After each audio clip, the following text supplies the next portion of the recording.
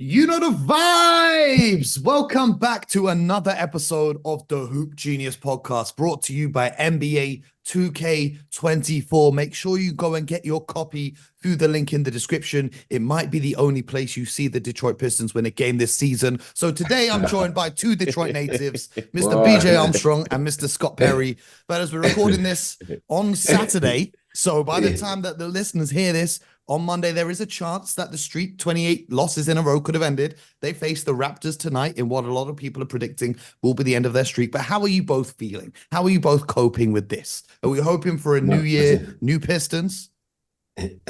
Oh, absolutely. We're open for new Pistons, but BJ and I were going to black out our screens. You're going to talk about our Detroit Pistons just bad. No, exactly. Because hey, man, look, it's obviously very hurtful to the core. We're both native Detroiters, so we grew up Piston fans first and foremost, and then obviously I worked for the organization for the better part of the decade, and that was the last time the team was really, really good and really relevant in the league, and obviously became world champions. So to see this going on right now, it's painful. And I can only imagine what it'd be like inside that building right now. It's got to be torture each and every day for everybody.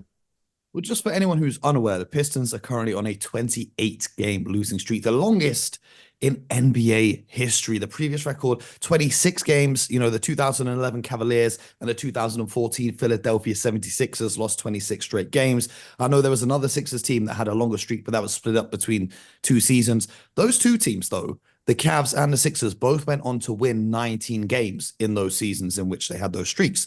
But if we look at the worst NBA records of all time, the 2012 Bobcats went 7-59. Obviously, that was a shortened season after the lockout. And if that wasn't an 82 game schedule, it may have been better. It may have been worse. The 73 Sixers went 9-73, rather fittingly. And the 2016 Sixers went 10-72. So the Pistons actually have the chance to make history by having the worst record across NBA history. I want to dive straight in.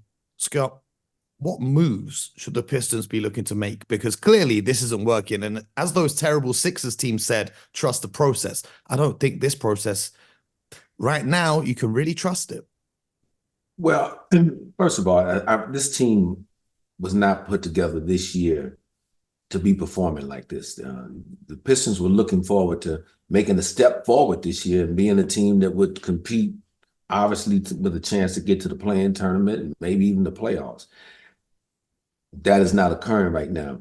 As I analyze and look at it, what I see is a roster of, I believe, like 8 guys that are 22 years and younger, and then a number of reclamation projects who are younger guys on their second or third teams. And when you have that mixture and you only have 2 guys on your roster, really, who in Alec Burks and Bojan Bogdanovic, who are seasoned veterans, everybody else is searching for themselves right now and trying to figure out who they are at the same time. So it's, obviously from a coaching standpoint, you try, Monty and his group is trying to bring in a lot of accountability on the court. But as BJ can tell you, you need some players on the court to be able to hold each other accountable. And it's difficult when all of these young guys at the same time, and like I said, in these reclamation projects at the same time, are all trying to figure it out. And I think that's what we're seeing what's happening. So in my opinion, they've got to make a decision, and they're there every day. So they know these guys intimately better than what I do right now, but figure out which group of these young guys, and I would assume that it would start with guys like Jalen Duren, Cade Cunningham, Ivy, those 3 guys in particular, as well as Asura Thompson. Those are probably the guys you want to try to save in this scenario and go out and see what you can build to put around that group of young guys to enhance their skill sets and make the game a little bit easier for them. So it's a lot going on right now, a lot at stake for that team, and but they obviously can't just sit still and continue along this path. Well, the irony is they need shooting, but perhaps their 2 best shooters in Bogdanovic and Burks are, as you said, Scott, they're veteran players. So they're almost in a catch-22 because they want to trade to get better pieces around their young core. However, the players that complement their young core the best are the two veterans that playoff teams would be looking at acquiring and trading for at the deadline. So, BJ, in your opinion, what is the move here? Are they going to have to move one of these young pieces that holds a lot of value? Are they going to hold on to, because we saw a report this week that said they don't want to move Bogdanovic. But, they said that they were waiting to see Bogdanovic get healthy again to see what they had with that, and they haven't won a game since. So, BJ, what's the moves that you'd be looking to make right here? Well, Mo, this is a touchy subject, Mo, with me. I know, because I tried to holler at you during the Celtics game, and I didn't hear back from you for 2 days. Yes, and every day, and even today, right? I got my Pistons stuff on, but I put my sweater on top of it because I know Mo was coming after me today, right? but I hold this organization, as do my good friend Scott Perry. We hold Detroit very close to our heart all the time, and even in this most difficult time, it is tough. This is a tough conversation to have because, we grew up. Scott and I remember on Channel 50 in Detroit, watching our Detroit Pistons. Channel 50, absolutely. Channel 50. This is before cable, Mo. Believe it or not, exactly. There was life before cable and satellite and all of that, Mo. Yeah. In Detroit, we have this theme. We can talk about our Pistons, but no one else can. Okay. So, Mo, this is a tough theme to discuss because, we have to be, we gotta, like we like to say, real name, no gimmicks. We got to tell it like it is. Now, as an NBA executive, I've been very fortunate to work with young people.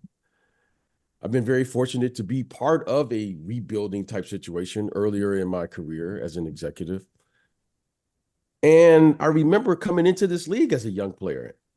And as much as I like to think now in my experiences, I didn't really know anything as a young player coming into this league. I didn't know about the league. I didn't know about what it took to win. I didn't even realize how difficult it was to just win a game, let alone a championship. So when you put all of these young players together, like Scott mentioned, with not a lot of experience to lead, this is a very difficult situation. As an executive, I also have the compassion for young people who play the game because I hold myself accountable is to never leave a scar on a young player. As a teacher, I never want to leave a scar on a young person, right? These young people don't know. That's just what it is. Now, we can get in and they'll say, well, okay, what's winning? We have all experienced winning. So for me, I can say, oh, this is what they need. Oh, this team is awful. I can't remember. I used to always say this in executive meetings. We can't forget how difficult it is when you get on that treadmill.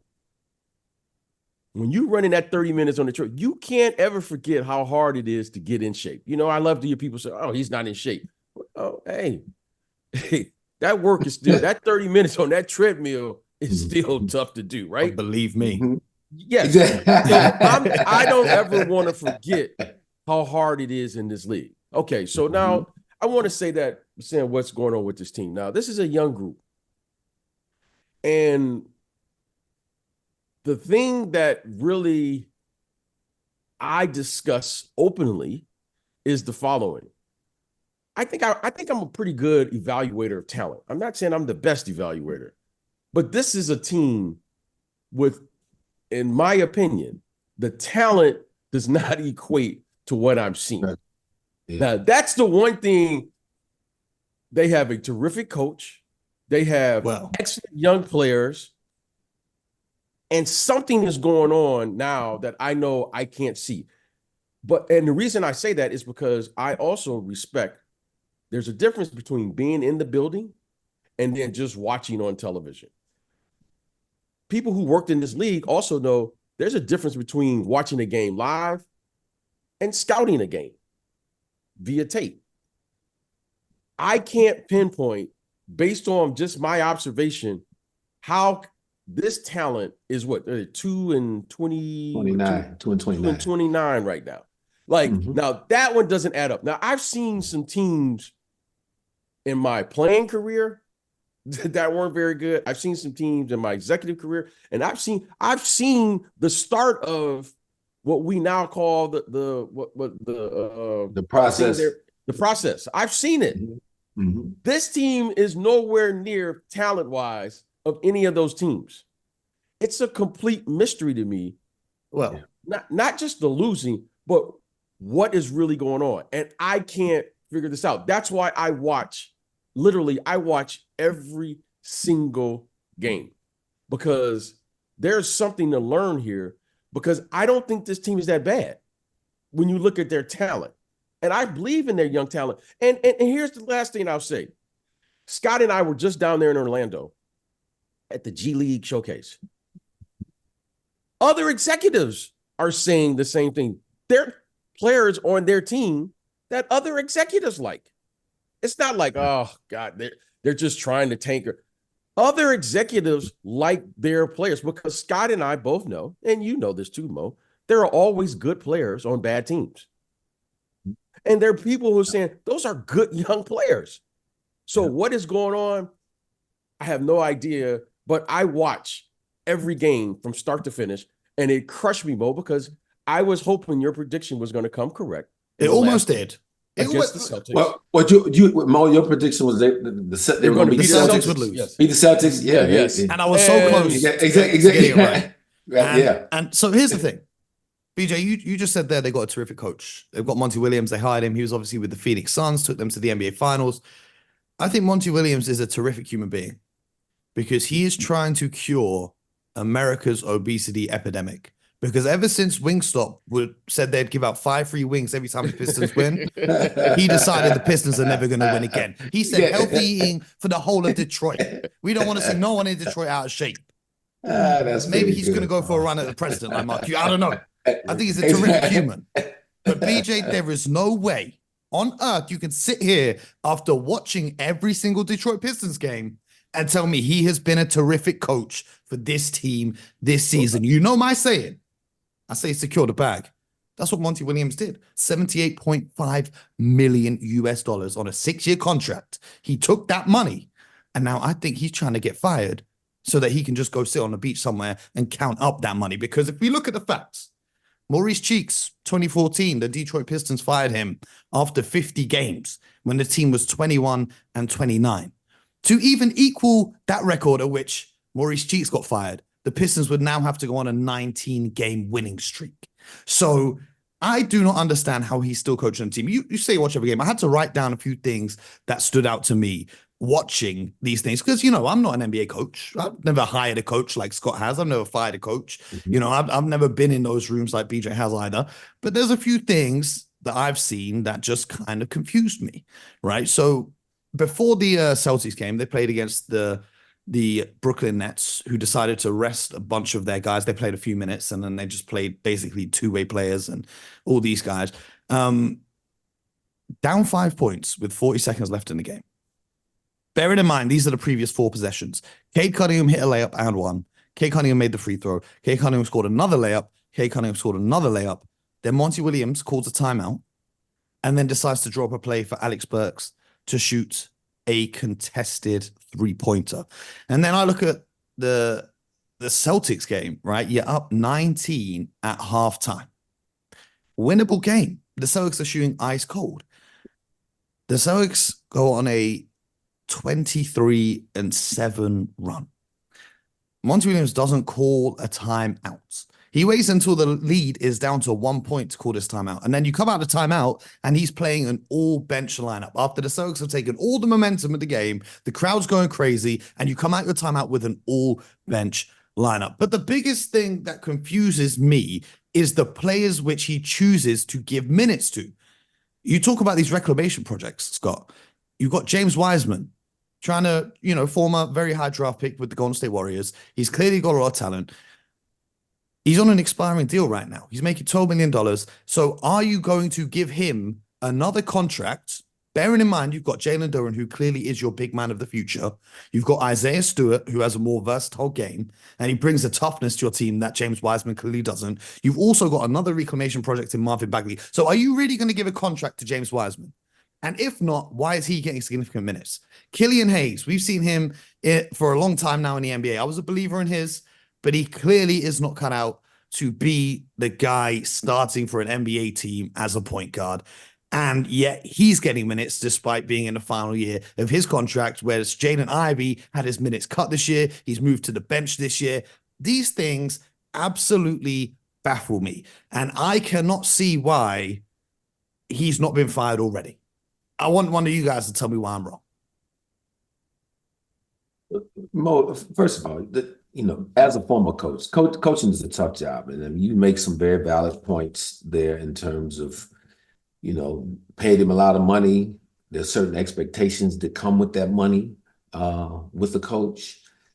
But as BJ mentioned, when you're not in the building, you're not seeing the daily connection or lack thereof connection between player, coach, player. That we don't know what's going on. Obviously, the results are saying something is missing right now. I think that's a fair statement, a fair assessment to make. There's something missing between what is being taught and imparted and what is being received, by the players.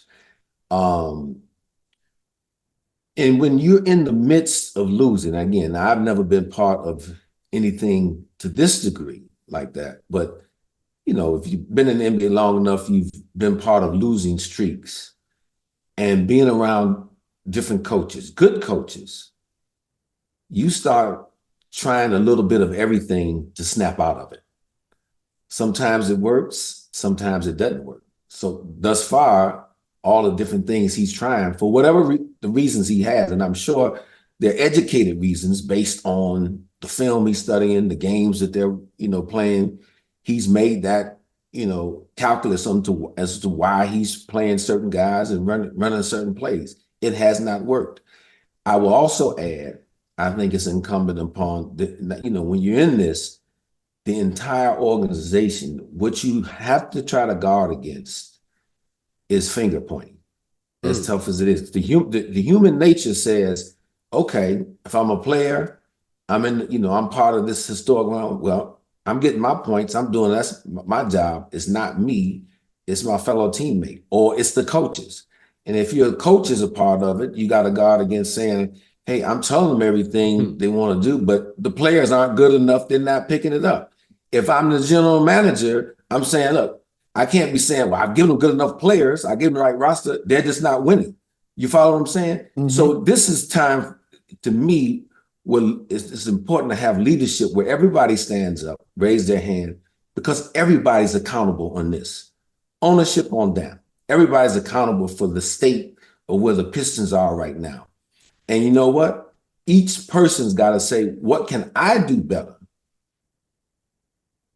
to get us out of this versus what can my counterpart do better?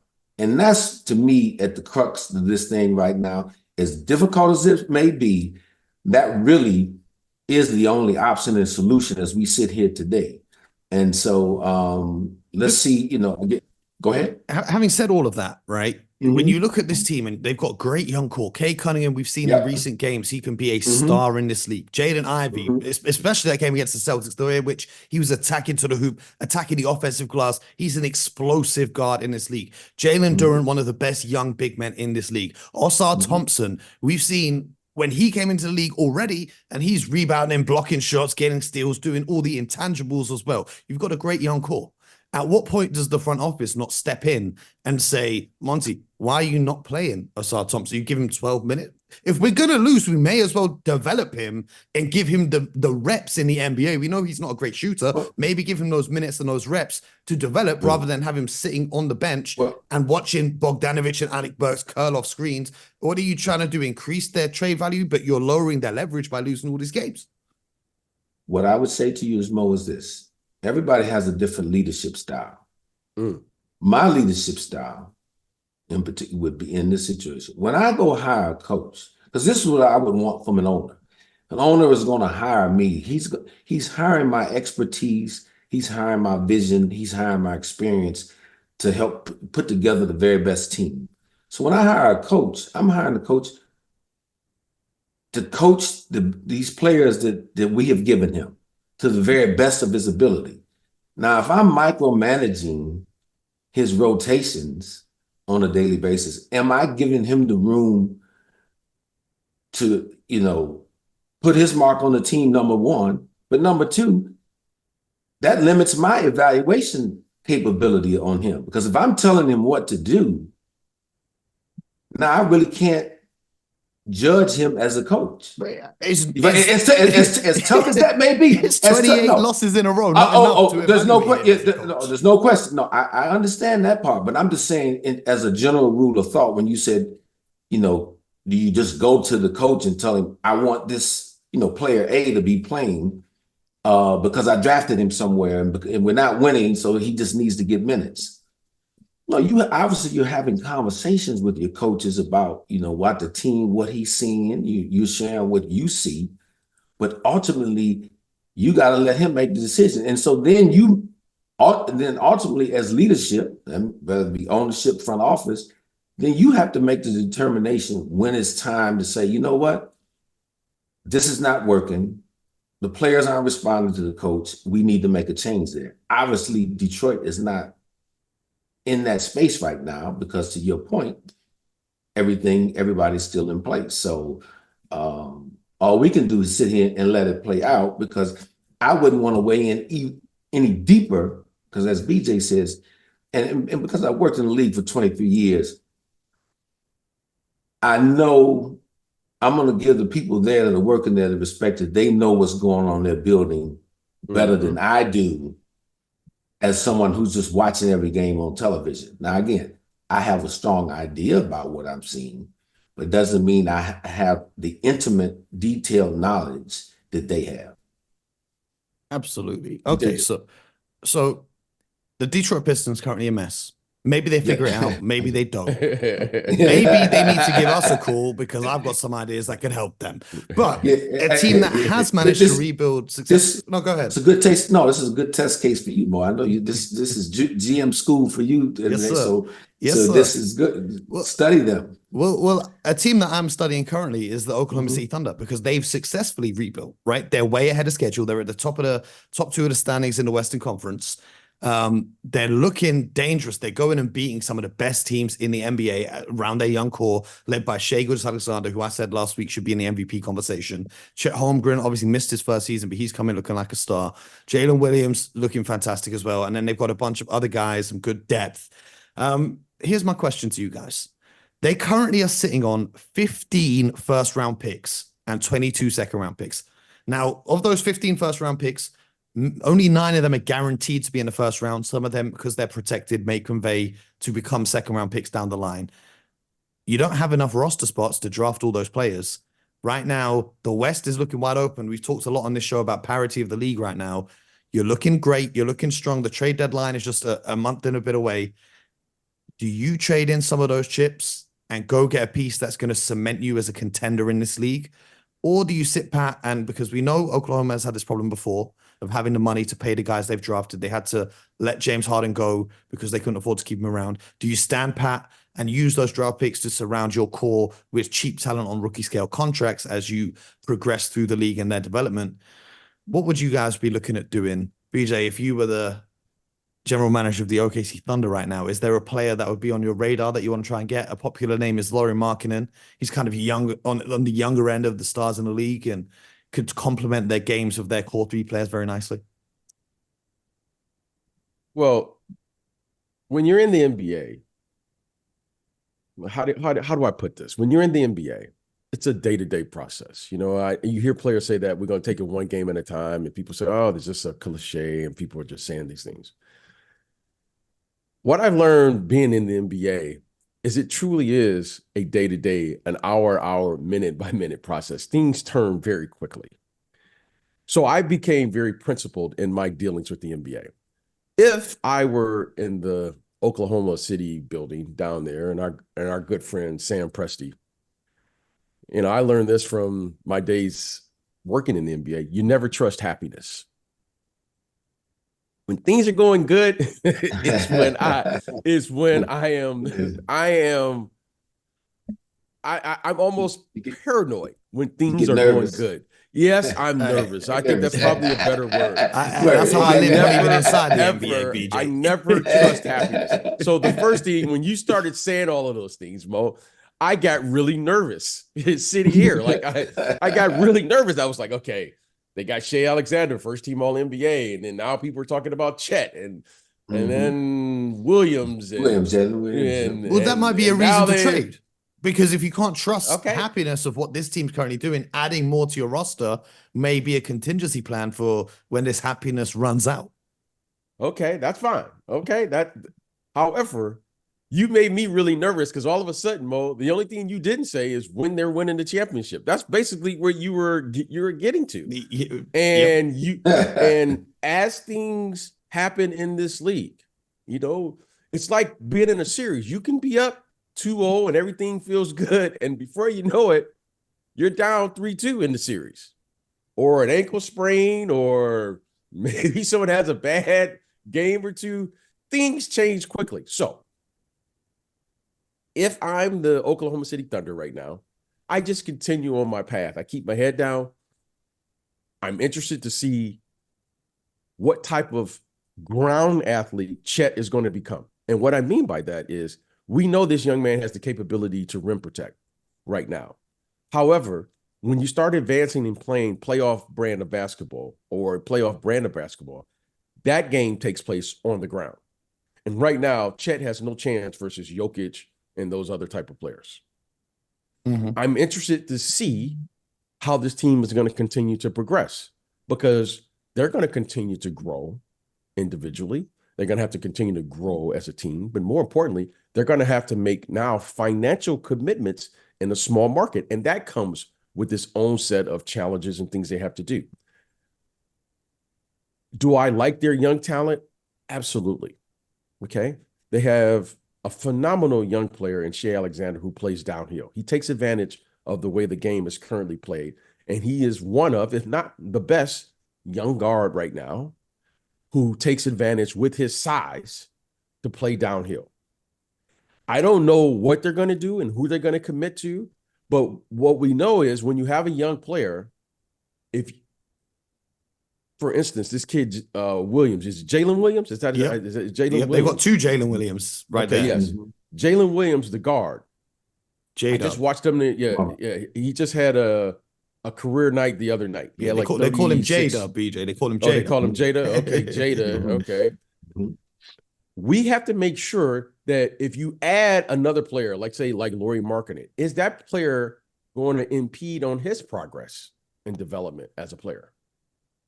So before you start adding pieces, you got to make sure that the players that you have are where they're going to be in that window of opportunity that you have a chance to win.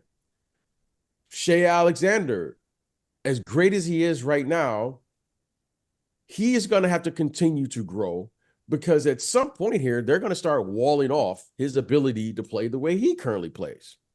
Chet Holmgren is going to have to be a different player than he currently is right now. With what the Spurs are doing with Wembanyama and wanting to try play him at a 4, do you think it'd be good for the OKC Thunder to bring in a center and then basically shift everyone down in the lineup? So Jalen Williams goes from playing the 4 to playing the 3. Lou Dort goes from playing the 3 to playing the 2. Why are you going to make me go back here? Because then you have a bigger player at every position across the board. Okay. Mo, you've heard me say this 1,000 times, but I want to say this again to our audience. These players have to figure out which position they can defend. That's how you construct a team. Yes. Okay. But this is just what you said. Chet Holmgren can't guard the Jokic's and the Embiids of the world. No. Currently, today, he can't. Currently. But that doesn't mean tomorrow he cannot do it. He's going to be a different player over the summer. Mo, every year, you and and I'm going to make fun of all the Instagram posts. Everyone's grinding and all of these things. He's going to be a different player.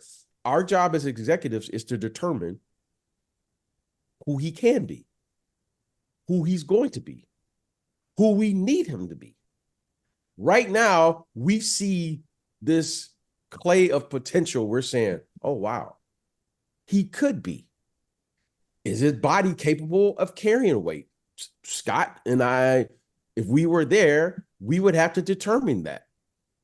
We would have to determine financially in that market, blah, blah, blah, blah, blah, blah, blah, blah, and all these other things. So again, currently today, there's no one on planet Earth probably that can handle Jokic one-on-one right now. Okay, so that's no big deal. However, we're going to have to figure out if Jokic is healthy and everything stays the same, meaning everyone's available, we're going to have to figure out, because all roads are going to lead through the Denver Nuggets. Okay. So in saying that, they have to figure out which position he can defend best and which will give the team the best opportunity to win a championship. Those are the things that the Oklahoma City Thunder are going to have to determine with their team. You mentioned Wembanyama. You know, I've been watching him. I watched him the other night. I think it was against the Portland Trail Blazers.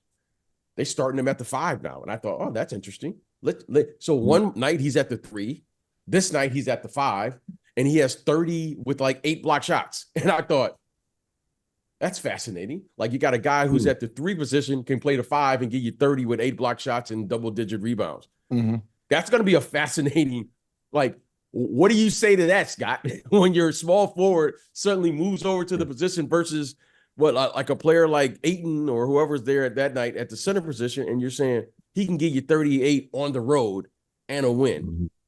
So these are the things you're going to have to determine. But more importantly, the player is going to have to determine, does he want to play as a 5?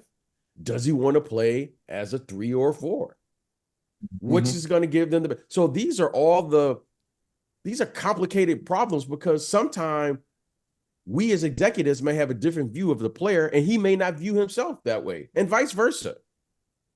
So these are all things that you have to take into account as you are evaluating your own team. And that's why I think in my heyday as a player, the executives didn't travel with every game.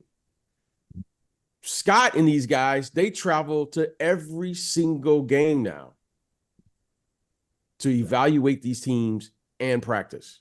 That just didn't happen in my era as a player, but as an executive now, it's a different day, and you're constantly evaluating your team. Yeah, Scott, you know, 23 years experience in this league. You've seen it all. You've done it all. Won championships, built teams, built great rosters.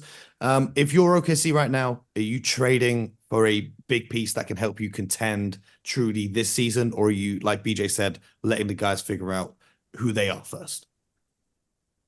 To be honest with you, I'm open and flexible at this point with that. If something was to present itself that I felt was good enough to come in with what the young core that I have, and it was going to move the needle forward without, infringing upon or sacrificing that young core that I'm obviously committed to, then, you'd be open to it. But I'm also open to watching this team play out as it's constructed this year to maybe instruct my moves on what we do in the offseason. You made a very valid point at the beginning. They have a lot of draft picks, but you can only bring so many young players in there now. At some point, you gotta, you're gonna put your feet in the ground and cement and say, okay, we're gonna build with this group here and try to win the championship. You've got an elite point guard in Shai Gilgeous-Alexander. You have what you believe is an emerging big man, whether you want to call him a center or power forward right now, it's not established, but in Chet Holmgren. Jalen Williams is emerging as a very good and reliable third option on that team. Overall, as I assess their team, I think they can shoot the basketball. Their offensive team, they probably a little more on the finesse side as a group. Could they use more depth even if it's not a starter? Could they use more depth behind some of those guys up front to play against those physical teams, to bring 6 fouls in if someone's backing up Chet Holmgren right now, to play Jokic physical for 10, 15 minutes in a game or something. You're looking at all those things, and I think they may be able to use maybe another wing player who's very athletic and who could defend multiple positions. So I would be kind of looking at more the ingredients right now, what I think is missing on my team to potentially add at the deadline. But I don't think that they're going to be compelled that we have to do something at the deadline this year because they're in a good position. They're in a good place right now. But I do think, and my guess with Sam and just knowing him and knowing his history, he will, have his eyes open and he will definitely be in tune to what may or may not be available prior to the deadline. Well, Scott, I love getting your opinion on my trades. So I'm gonna think of some, and next week we can come back and I'm gonna give you a few options for you to evaluate. That'd be all, yeah. To wrap up this episode, tell me which team you are tuning in on this season. BJ, let's start with you. Who are you focusing in on this week as the new year begins? Is it a team trying to turn a new leaf? Which team are you looking at? I'm focusing in on new. That's my term. It's a new year. It's a new me. And I'm focusing in on this new super talent. Okay, and this new super talent is Victor Wembanyama. New year, same BJ Armstrong. Yes, I'm going this in is the on third straight year we've been focusing on Vic. It is. I'm beginning to watch this young man kind of settle in. He looks like he's just going to settle in.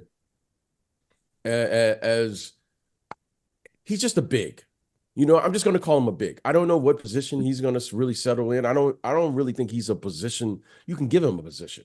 Right. So Victor Wembanyama, to me, I'm looking for the San Antonio Spurs in this year to say, okay, let's start putting him in situations where he's going to cause the center's position. He's going to cause teams to figure out how to defend the center position in a different capacity that I don't think we've seen. Because he's not a stretch five. He can actually shoot. He's skilled enough to pass from that position off the dribble. There's only other one, really, I guess you can say Embiid as well, but Jokic is the only other guy that can do that. But Jokic isn't as versatile as he is. So I'm looking at Wembanyama coming out. As you guys know, I am fascinated with having 5 7-footers. So I'm returning back to my New Year, same BJ Armstrong. Yeah, so that's it. Victor Wembanyama, go ahead, big fella. Go ahead and give me 30 every night. But before I tell you my team real quick, Mo, this one thing I saw Joel Embiid said after they had played San Antonio. He said, Victor's, excellent talent. He said, it's going to be interesting to see who does he want to be? Does he want to be me or Kevin Durant? And I thought that was kind of an interesting statement because I thought that was interesting too. Do you want to be one of the greatest scorers of all time, or do you want to be a perennial flopper who can't make it out of the second round of the playoffs? Choose wisely, Victor. Choose wisely. I set myself up for that. Yeah, you did. You did. But it was a great point. It was a great point. But it was a great point, though. Here's the thing. I don't think that statement is entirely true because say he does opt to be Kevin Durant. He can opt to be Kevin Durant on offense and still get 8 blocks for you on defense, which Kevin Durant can't do. Question. You know what I mean? No question. And the same with Embiid. Like, you could be Embiid, but you could be Embiid just up a whole nother level with the versatility from the perimeter with improved speed and agility. So I thought that was a fascinating comment for Embiid to make. But which team are you looking at this week as we go into the new year? I'm going to look at the Phoenix Suns, and I'm wishing Bradley Beal good health. I see he just came back last night. I read where Devin Booker said, it was great having him on the court. Felt like the ball was really moving and hopping around the floor. That he felt good about it, and that he felt that the offense was really going to be able to click as long as Bradley can stay healthy. So I think what I want, hopefully, at least for this coming week, we can see those guys playing 30+ minutes together and see what that really looks like for this team moving forward. They're, this is game over 500 right now, so they're in a disappointing position from where they were projected to be and where they projected themselves to be. So can they start ascending up the conference ladder in the Western Conference, and I'm going to be watching closely to watch those three and how they mesh and come together, and do they improve this team quickly. Yeah, they have been slightly below expectations. A big reason of that is health, but a team that has surpassed expectations, even in the face of injuries, is, I hate to say this, but every year they do it. The Miami Heat, currently on a 4-game winning streak. This week they face the Jazz, Clippers, Lakers, and Suns, which I think is a good mixed bag to test them out, and a nice little trip for them to go and test themselves against these guys over on the West Coast. But if they can get some momentum here, they're already 4th in the Eastern Conference, and as we head into the new year, you've got the trade deadline, but the playoffs are going to be here before you know it. And I know a lot of teams in the East are going to be afraid of facing the Miami Heat once again, because somehow, some way, even with a bad, in quotation marks, offseason, not getting Bradley Beal, not getting Dave Lillard and whatnot, they've still managed, Coach Bolster and Pat Riley have managed to figure this out. And they just have guys. They just have guys that come and contribute. They just play the right way, and they get it done. So I'm interested to see how they do out on the West Coast. Little road trip. They managed to beat the Warriors the other night. So we're going to see how that goes. But stay with us this week, the Hoop Genius podcast. We got a lot to talk about. So make sure you stay locked in, subscribe across YouTube, Apple, Spotify, or wherever you get your podcast from. And most importantly, get buckets.